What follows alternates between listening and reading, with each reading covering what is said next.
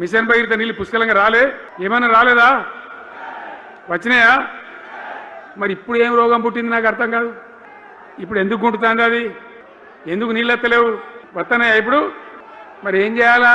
లాగులు వలగదాకా చంపాలే. మంచి మాట కాకపోతే ఏం చేస్తారు? మంచిగా కట్టిన ఇల్లు పెట్టిపోయి కదా, 5 ఏళ్ళు నడిచింది కదా, మరి మీకేం బీమారీ వచ్చింది నాకు అర్థం కాదు. ఇంత పొడుగు మాటలు మాట్లాడుతుందా? అడ్డం పొడుగు మాట్లాడుతుందా? పొద్దున్న లేస్తే కేసీఆర్ చావాలి, నువ్వు 1000 జన్మలు ఇచ్చినా నేను చావనా కొడుకు అనుకుంటున్నావు.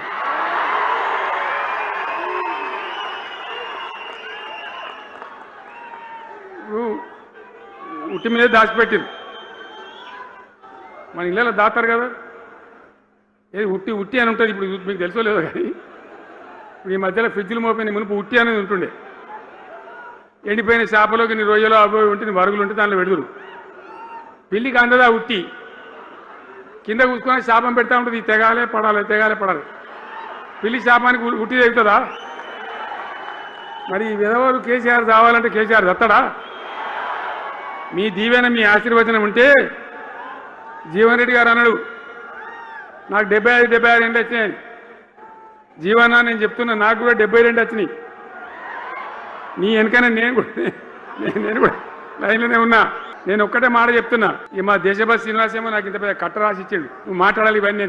అవన్నీ కాదు. ఇక్కడ దరిద్రం పోయేదాకా, ఇక్కడ టాప్ టు బాటం అన్ని వర్గాల ప్రజలు ఇది మా తెలంగాణ, మేము గర్వంగా బతుకుతాం, సంతోషంగా బతుకుతాం, అన్ని వర్గాల ప్రజలు తలెత్తుకొని వచ్చేదాకా మనం సేవ చేయాల్సిందే, చివరి శ్వాస దాకా కూడా చేయాల్సిందే. తప్పనే తప్పదు, బ్రహ్మాండంగా ముందుకు తీసుకొని పోవాలి. మీరు కూడా నాకు 75 వచ్చింది కాదు, ఇవాళ మీరు 50-25 ఏళ్ళు తగ్గిపోయింది మీ వయసు.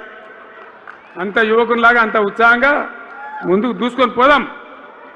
తెలంగాణ ఎట్లా మంచి దాని సంగతి చూద్దాం. ఇప్పుడు అన్నీ ఒక పొదరిల్లు లాగా చేసినాం. కరెంటు చక్కగా ఉండేనా? కేసీఆర్ రాకముందు కరెంటు ఉండేనా? కేసీఆర్ ఉన్న రోజులు మంచిగా ఉండేనా? మరి మళ్ళీ ఇప్పుడు ఏం రోగం వచ్చే, ఏం బీమారి వచ్చే? కరెంటు కాకెత్తుకొని పోయిందా? ఆనాడు 7000 మెగావాట్లు ఉంటే ఒక ఏడాది లోపల మంచిగా చేసి 24 గంటల కరెంట్ ఇచ్చినాం, ఒక క్షణం కూడా పోకుండా. ఎప్పుడైనా రిపేర్ అవుతుంది తప్ప, టెక్నికల్ ప్రాబ్లం అవుతుంది తప్ప పోకపోతుండే. అంత మంచి పవర్ సప్లై చేసినాం. దాని తర్వాత యాదాద్రి, భద్రాద్రి ఇంకా చాలా కొత్త సబ్ స్టేషన్లు నిర్మాణం చేసినాం, జనరేటింగ్ స్టేషన్లు పెట్టినాం, 20,000 మెగావాట్లకు తీసుకొని పోయినాం. ఏది దరిద్రులకు రాజ్యం అప్పయ్యే ముందు 20,000 మెగావాట్లకు తీసుకొని పోయినాం. మరి ఏం రోగం వచ్చింది? ఏం బీమారి వచ్చింది? ఎందుకు ఇబ్బంది పెడుతున్నారు? అనేక చోట్ల రైతుల పొలాలు ఎండుతున్నాయి, పేపర్లలో ఫోటోలు వస్తున్నాయి, టీవీలలో వస్తున్నాయి, జనం ఏడుస్తున్నారు. ఎందుకు ఈ బాధ కలుగుతూ ఉంది? ఇది ఆషామాషి వ్యవహారం కాదు, ఇది జీవన్మరణ సమస్య, మన బతుకు తెరువు సమస్య. ఓట్లు వేసేటప్పుడు నేను సిల్కలకు చెప్పినట్టు చెప్పిన, ఉల్టా పల్టా ఎటు పడతాడు వేయకుండా దెబ్బతింటారని చెప్పిన. నా మాట ఇన్నోడు ఇన్నలే. ఇప్పుడు ఏమైంది? ఏం జరుగుతుంది? ఆ రోజు నేను చెప్పిన, వీళ్ళు కనుక గెలిస్తే ఈ దుర్మార్గులు, వీళ్ళ గుండె లోపల తడి లేదు, వీళ్ళు రైతు బంధుకు రామ్ రామ్, దళిత బంధుకు జై భీమ్. అయిందా? అట్లే 1,00,000 కోట్లు, 1,00,000 అంటే 1,00,000. ఈ రోజు కాళేశ్వర మొత్తం చూసి వచ్చిన కడుపు మండుతుంది. నిజంగానే ఈ చట్టాలు ఇవి లేకపోతే ఆటవిక రాజ్యమే అయితే అడవిలో చెట్టుకు ఊరేసిన తప్పు లేదు. 1,00,000 కోట్ల రూపాయలు గోదావరిలో మంట కలిపినందుకు పేరు మారుస్తవి, ఊరు మారుస్తవి, అంచనాలు మారుస్తవి, 1,00,000 కోట్లు దిగమింగుతవి. కాళేశ్వరం అని కడితే 3 ఏళ్లలోనే కూలేశ్వరం అయిపోయింది. దీనికి చెట్టుకు ఉరేసిన పాపం లేని తప్పులు చేస్తే అయినా ప్రజాస్వామ్యాన్ని నమ్మి మేము ఈరోజు సిబిఐ విచారణకి ఇచ్చినాం తప్ప చెట్టు గట్టేసి కొట్టలేదు. అదే నిజాం సర్కార్ అయితే ఇట్లా తప్పు చేసిన వాళ్ళు ఊర్లో కోదండం వేసి లాగులో తొండలు ఇడిచి తిరిగింది కళ్ళగొట్టేటోళ్ళు ఇట్లాంటి తప్పులు చేసిన వాళ్ళు. కానీ కాంగ్రెస్ పార్టీ కార్యకర్తల ప్రభుత్వం మంచిది కాబట్టే ఈరోజు ఇవన్నీ చేయలేదు. ఇవి చేసినందుకు పాపాల భైరవుడు రావాలనా? దేనికోసం రావాలి? మళ్ళా కొడుకును ముఖ్యమంత్రిని చేయడానికి, అల్లుని మంత్రిని చేయడానికి, సారాలో సోడా పోసేటోని రాజ్యసభ చేయడానికి, బిడ్డకు ఎమ్మెల్సీ చేయడానికి పాపాల భైరవుడు రావాలనా? దేనికోసం రావాలయ్యా నేను అడుగుతున్నా. ఈ కరీంనగర్లో ప్రజాపాలన పోవాలంటుండు. ఒక దళిత బిడ్డ అట్లూరు లక్ష్మణ్ లేచి నిలబడి లక్ష్మణ్ ఒక దళిత బిడ్డను ఎమ్మెల్యేని కాదు ఇవాళ మంత్రిగా చేసినందుకు పార్టీ ఓడిపోవాలన్న జగిత్యాలలో ఇవాళ పొన్నం ప్రభాకర్ ఒక బలైన వర్గాల బిడ్డను మంత్రిని చేసినందుకు ప్రజాపాలన పోవాలనా, ఒక ఆది శ్రీనివాసును విప్పు చేసినందుకు ప్రజాపాలన పోవాలనా, ఓ విజయ రమణారావును విప్పు చేసినందుకు ఈరోజు ప్రజాపాలన పోవాలనా, శ్రీధర్ బాబు గారి నేతృత్వంలో నడుస్తున్న ఈ ప్రభుత్వం ప్రజాపాలన పోవాలనా? మిత్రులారా మీరు చెప్పండి. కరీంనగర్ జిల్లాలో 3 మంత్రులు 2 విప్పులు ఇచ్చినందుకు ఈ ప్రజాపాలన దిగిపోవాలనా? నీ ఒక్కనికి పదవి ఇవ్వకపోతే ఒక దళిత బిడ్డ అడ్లూరి లక్ష్మణ్ నువ్వు మంత్రి చేస్తే నువ్వు చూసి ఓర్వలేను అని నువ్వు అసలు మనిషివేనా? గింత అసూయ గింత ద్వేషం ఎవరికైనా ఉంటుందా కడుపులా? ఇంతకాలం ముసుగు తొడుకొని బతికాడు, ఈ నాళ్ళకు ఆ ముసుగు తొలగిపోయింది.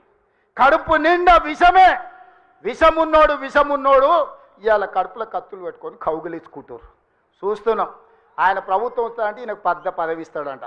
నీకున్న ప్రతిపక్ష హోదా ఊడగొట్టకపోతే నా పేరు మార్చుకుంటా బిడ్డ కేసీఆర్. 2023లో నిన్ను ఓడగొట్టిన, 2024లో నీకు గుండు సున్నా ఇచ్చిన, సర్పంచ్ ఎలక్షన్లో పాతరేసిన, మున్సిపల్ ఎన్నికల్లో ఉప్పు పాతరేసిన, జూబ్లీ హిల్స్ కంటోన్మెంట్లో నీకు గోరి కట్టిన, వచ్చేసారి ఆ గోరి మీద మా కాంగ్రెస్ పార్టీ కార్యకర్తలు జెండా ఎగరేస్తారు. ఇదే నా సవాల్ కాంగ్రెస్ పార్టీ కార్యకర్తల తరఫున. చూసుకుందాం కేసీఆర్, నువ్వు నేను వచ్చే ఎన్నికల్లో నువ్వా నేనా, ప్రజాపాలన పాపాల భైరవుడా, మా కాంగ్రెస్ పార్టీ కార్యకర్తల లక్షలాది మంది 10 ఏళ్ళు కేసులు కట్టుకొని జైలుకు పోయి ప్రాణాలు వదిలి ఊపిరి బిగబట్టి జెండా మోసి అధికారంలోకి వస్తే పాపాల భైరవుడు రావాలి, ప్రజాపాలన పోవాలి అని మాట్లాడడానికి నీకు సిగ్గెట్లొచ్చిందని నేను అడుగుతున్నా మనిషిని. అందుకే మిత్రులారా, ఈ ఆలోచన నుంచి నా మాటగా తీసుకోండి. ఎన్నికలు ఎన్నడొచ్చినా ఎప్పుడొచ్చినా ఒక్క మాట రాసి పెట్టుకోండి. చరిత్రల కేసీఆర్ గారు జగిత్యాలలో నిన్ను పాతరేసి 100 మీటర్ల లోతు గోతి తీసి పాతి పెట్టే కార్యక్రమం మా కాంగ్రెస్ పార్టీ జగిత్యాల కార్యకర్తలు తీసుకుంటారు. ఈ తెలంగాణ రాష్ట్రంలో ఈ ప్రాంతంలో ఒక చరిత్ర ఉన్నది. 94 నుంచి 2004 వరకు 2 సార్లు తెలుగుదేశం అధికారంలో ఉన్నది. 2004 నుంచి 2014 వరకు 2 సార్లు వైఎస్ఆర్ నాయకత్వంలో అధికారంలో ఉన్నది. 2014 నుంచి 2024 వరకు 2 సార్లు కేసీఆర్ నాయకత్వంలో ప్రభుత్వం ఉన్నది. 2024 నుంచి 2034 వరకు నేను మా మిత్రుడు మహేష్ గౌడ్ గారి నాయకత్వంలో ప్రజాపాలన ఉంటుంది. ఆనాడు వైఎస్ఆర్ డిఎస్ ఏ విధంగా అయితే 2 సార్లు పార్టీని అధికారంలోకి తెచ్చిండ్రో మళ్ళీ ఈరోజు చెప్తున్నా, అదే వైఎస్ఆర్ డిఎస్ నాయకత్వంలో ఎట్లయితే అధికారంలోకి వచ్చినామో ఈనాడు నేను మా మిత్రుడు మహేష్ గౌడ్ 2సార్లు అధికారంలోకి తీసుకొస్తాము, ప్రజాపాలనను ప్రజలకు అందిస్తామని చెప్పి నేను ఈ వేదిక మీద నుంచి చెప్పదలుచుకున్నా. ప్రభుత్వం ఒక పెద్ద సభ పెట్టింది, ప్రధాన ప్రతిపక్షమైన బీఆర్ఎస్ పార్టీ ఇంకొక సభ పెట్టింది. ఏం చేసిరు వీళ్ళిద్దరు సభలు పెట్టి అంటే, బీఆర్ఎస్ పార్టీ ఏమో ఉట్టి కథలు చెప్పింది, కాంగ్రెస్ పార్టీ ఏమో పిట్ట కథలు చెప్పింది. ప్రజల వ్యతలు ప్రజల కష్టాలు మాత్రం ఎవరు చెప్పలేదు. ఇక బీఆర్ఎస్ పార్టీ సభ అయితే జగిత్యాల్లో 75 సంవత్సరాల కురు వృద్ధుని రాజకీయ నాయకుని చేర్చుకొని, మరి ఈ సభతోని మీకే 25 సంవత్సరాలు తగ్గిపోయినాయి, మీరే నవయువకుడు, మీరే అద్భుతంగా రాజకీయం చేయాలని చెప్తే, మరి తెలంగాణలో ఉన్న యూత్ అంతా చచ్చిపోయినరా బతుకున్నారా, వాళ్ళ ఫ్యూచర్ ఏంది, వాళ్ళ కథ ఏంది నాకైతే అర్థమవుతుంది. అందుకే నేను ఇన్వైట్ చేస్తున్నా. మేము కొత్తగా పెట్టబోయే పార్టీలో యూత్కి మంచి అవకాశాలు ఉంటాయి కాబట్టి యంగ్ పార్టీగా ఉండేటటువంటి కొత్త చేంజ్ తీసుకొచ్చే పార్టీ వైపు ప్రజలు చూడాలని చెప్పి నేను రిక్వెస్ట్ చేస్తూ ఉన్నా. ఎట్ ద సేమ్ టైం మీరు బీఆర్ఎస్ పార్టీ పెట్టినటువంటి సభను అబ్జర్వ్ చేసినట్టయితే కేంద్ర ప్రభుత్వాన్ని పల్లెత్తు మాట అనలేదు. జాతీయ పార్టీని అని చెప్పుకునేటటువంటి పార్టీ ఇవాళ దేశవ్యాప్తంగా చర్చ అవుతున్న అంశం ఏంది? మహిళా బిల్లు, డీలిమిటేషన్. ఈ రెండిటి మీద కనీసం పల్లెత్తు మాట అనలేదు. ఆడబిడ్డలకు ఒక భరోసా ఇవ్వలేదు. రాజకీయంగా మీరు ముందుకు రావడానికి మేము నిలబడి ఉంటాం, మీకు అండగా ఉంటాం అనే భరోసా ఇవ్వలేదు. అంటే ఆ పార్టీల ఆడబిడ్డలకు ఎప్పుడు గౌరవం ఉండదు అనుకోండి, అది వేరే విషయం. కానీ చూస్తే మందేమనుకుంటారు అనడానికన్నా కనీసం మరి మహిళా బిల్లు పోయింది, మేము జాతీయ పార్టీ, దాని మీద మాకు విధానం ఉంటుంది, దీని మీద మేము పోరాటం చేస్తామన్న మాట కూడా బీఆర్ఎస్ పార్టీ మాట్లాడకపోవడం అన్నది నిజంగా శోచనీయం. ఇక ఇదైతే ఇంకొకటి ఏంటంటే గమ్మత్తు, ప్రజల్ని బ్లేమ్ చేయడం, ప్రజల్ని తప్పుపట్టడం, మా ఓటమికి మీరే కారణం, ఇక మీరు ఓటేసిరు తప్పు దిక్కు మీరు అనుభవించండి అని ఒక పక్క ప్రజలను తప్పుపట్టడం, ఇంకొక పక్క రాజకీయ పునరేకీకరణ పేరుతోని ప్రజలను తప్పుదోవ పట్టించడం. ఎవరండి ఈ జీవన్ రెడ్డి గారు? ఆనాడు వైఎస్ రాజశేఖర రెడ్డి ఉన్నప్పుడు ఉద్యమం కోసం రాజీనామా చేసి ముందుకెళ్తే 2 సార్లు ఉద్యమ నాయకత్వం మీద పోటీ చేసిందే ఈ జీవన్ రెడ్డి గారు. పచ్చి తెలంగాణ వ్యతిరేకి. రాజశేఖర రెడ్డి ఉంటే చాలు నాకు తెలంగాణ ఎందుకన్న వ్యక్తిన. అంటే రాజకీయ పునరేకీకరణ పేరుతోని తెలంగాణ వ్యతిరేక శక్తుల్ని తీసుకొచ్చి తెలంగాణ పునర్నిర్మాణ యజ్ఞం చేస్తామని చెప్తే ఇక ఒకటే అర్థమైంది నాకు, 1000 ఏళ్ళైనా బీఆర్ఎస్ పార్టీ మారదు. తెలంగాణ ఉద్యమకారుల గురించి ఒక ఊసు లేదు, తెలంగాణ ఉద్యమకారుల గురించి ఒక మాట లేదు. కాంగ్రెస్ ప్రభుత్వం తెలంగాణ ఉద్యమకారుల్ని మోసం చేస్తూ కేకే కమిటీ వేస్తామని కాలయాపన చేస్తే ఒక్క మాట కనీసం బిచ్చమెత్తుకుంటున్నాడు ఉద్యమకారులు, రేపు భిక్షాటన చేస్తారట.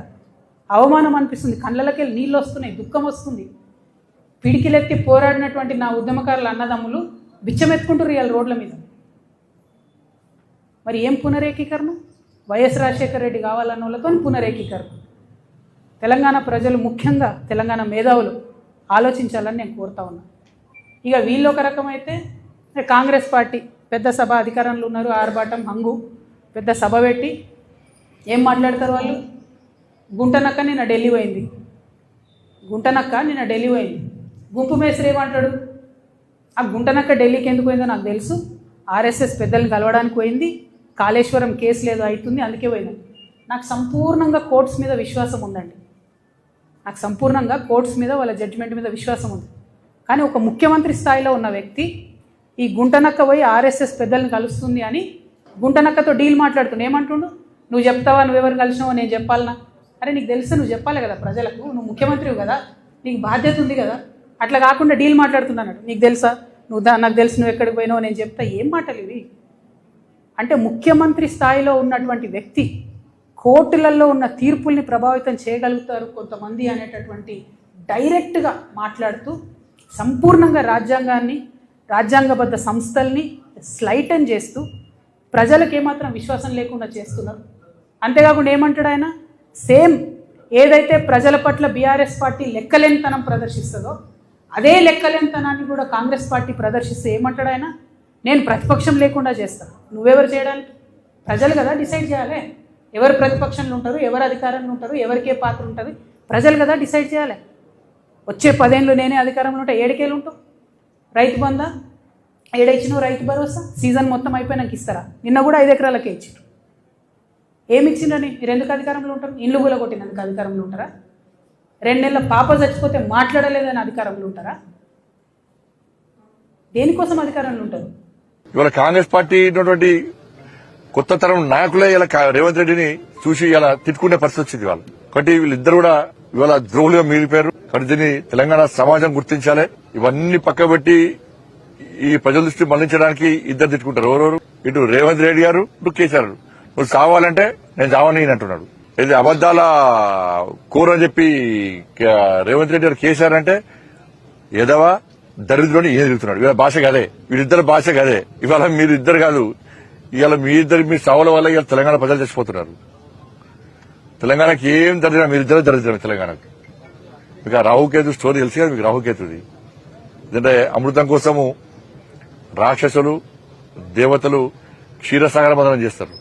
చేస్తుంటే సూర్యచంద్రుల మధ్యలో రాక్షసుడు వస్తాడు. రాక్షసుడు వచ్చి దేవత రూపంలో వచ్చి కూర్చుంటే ఈ విషయాన్ని గుర్తించినటువంటి సూర్యచంద్రులు ఏం చేస్తారు? విష్ణుమూర్తికి సమాచారం ఇస్తారు. మోహిని రూపంలో ఉన్న విష్ణుమూర్తి వచ్చి ఆ రాక్షసుని అమృతం తీసుకున్న తర్వాత ఆ గొంతులో ఉన్నటువంటి అమృతము కడుపులోకి పోకుండా ఉండాలని చెప్పి ఆలోచనతో సుదర్శన శక్తితో తల నరికేస్తాడు. అందుకే పైన తల రాహు అవుతాడు, మొండెం కేతు. రేవంత్ రెడ్డి రా అంటే రాహు, కేతు రేవంత్ రెడ్డి, కేసీఆర్ కే అంటే కేతువు కేసీఆర్. ఇదే దరిద్రం తెలంగాణ.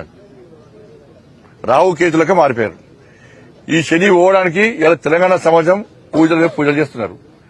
మా బతుకులు ఇట్లా ఆగమవుతాయి, దరిద్ర బతుకులు అయిపోయినాయి, మా భిక్ష బతుకులు అయిపోయినాయి చెప్పని కాళేశ్వరం చెప్పి నేను రాష్ట్ర ముఖ్యమంత్రి గారిని కోరుతున్నా.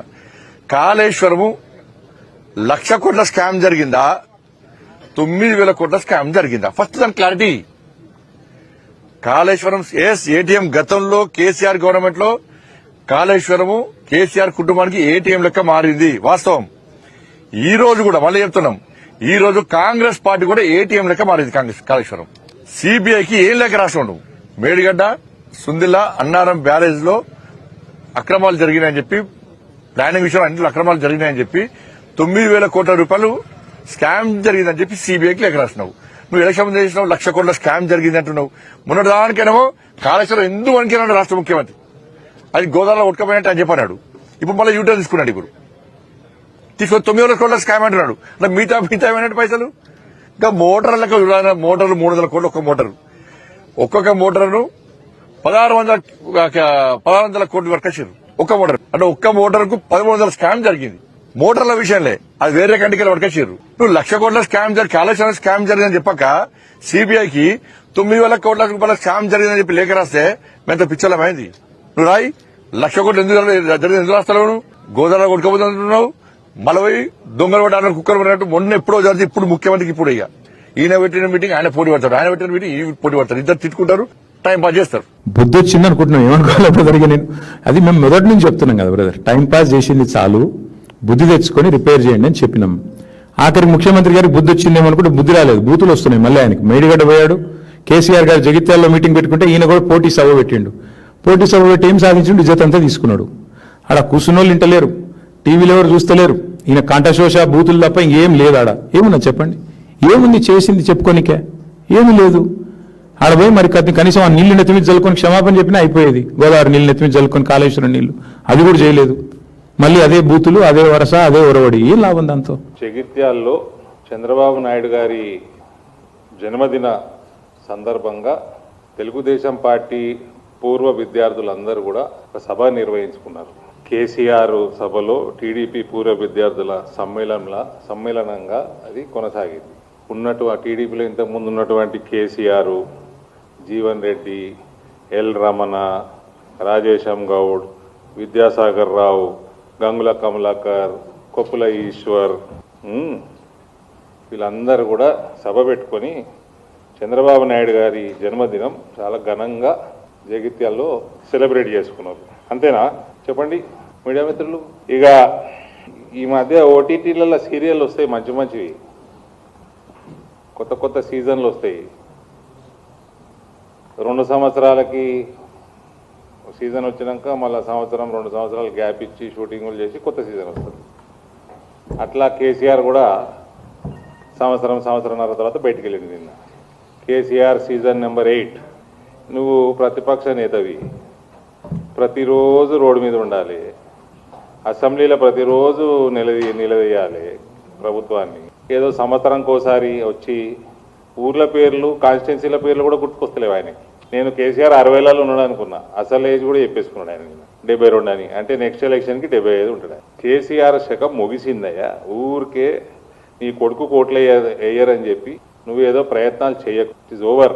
ఈయన చాలా పాయింట్లు మాట్లాడిండండి. ఇగో ఇవన్నీ ఇటు నిండిపోయింది పేజు. ఈ కేసీఆర్ బయటకు వచ్చి 1 by 1 అన్నీ గుర్తు చేద్దాం. దుబాయ్ వలసలు, నాకు ఎన్ఆర్ఐల మీద ప్రత్యేకమైన శ్రద్ధ ఉంటుంది, నాకు వాళ్ళ మీద సింపతి ఎక్కువ ఉంటుంది. ఈయన దుబాయ్ వలసలు మీద మాట్లాడిండు. ఈయన ఎన్నిసార్లు, లక్షల సార్లు వలసలు ఆపుతా, వలసలు పోయిన వాళ్ళని వాపసు తీసుకొస్తా అనేక పొంకనాలు కొట్టిండు కేసీఆర్. 2 చేసిండు, 2 వలసల్ని వాపసు తెచ్చిండు, వలస పక్షుల్ని. ఒకటి కేటీఆర్, ఒకటి కవిత. ఇక్కడ పునరావాసం ఇచ్చిండు. ఈ 2 తప్ప కేసీఆర్ ఎన్ఆర్ఐలకి ఎలగబెట్టింది ఏమీ లేదు. తెలంగాణ దోసుకొని ఈ 2 వలస పక్షులకి బాగా మేపిండు.